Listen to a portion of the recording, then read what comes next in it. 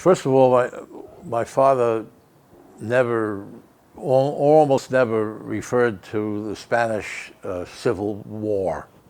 It was a Spanish Revolution. A revolution. That was a big thing to him. They reorganized, he felt, the entire society along anarchistic lines. Of course, not perfect, but nevertheless, that's what was the intent, and it was largely successful. And it meant everything to him. He was truly dedicated to this. And he was all set to go, as I write about in the book. He has literally his little bag packed, and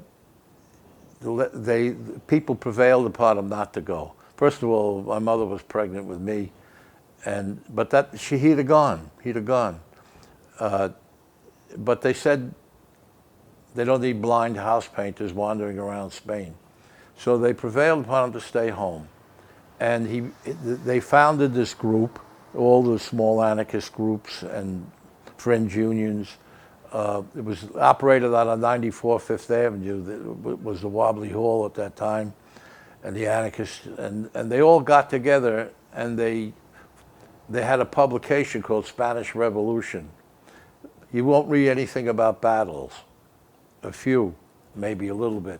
Mostly, because they said that was covered in the other press. What was happening on the ground in Spanish society, that's what it was about, specific articles, which I think is admirable myself. That was the right way to go. And he was on the editorial board, but he also went around the country collecting money, and he went on the bum again, as he did as a young man. Of course, at that time, he was still in his late 30s, I guess, and wasn't so old, but he went on the bum again, sleeping wherever and eating wherever and collecting money. And I don't even know how the hell we lived, to be honest, because while he was just a house painter. All this, he was just a fucking house painter. And he wrote articles and then collected money. He had certain connections with the coal miners, because he used to organize with the coal miners in Illinois. And he had he went mostly in the east, maybe as far west as St. Louis or something like this. And he gave his life to it. It meant everything. He devoted I mentioned in the book that people wept when Barcelona fell. They literally wept.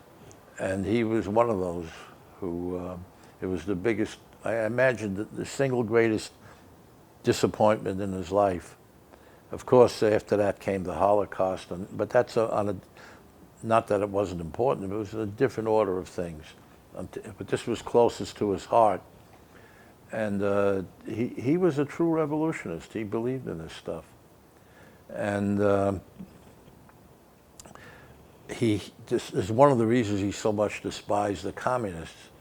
He despised them for Russia, and then they did the same goddamn thing in Spain.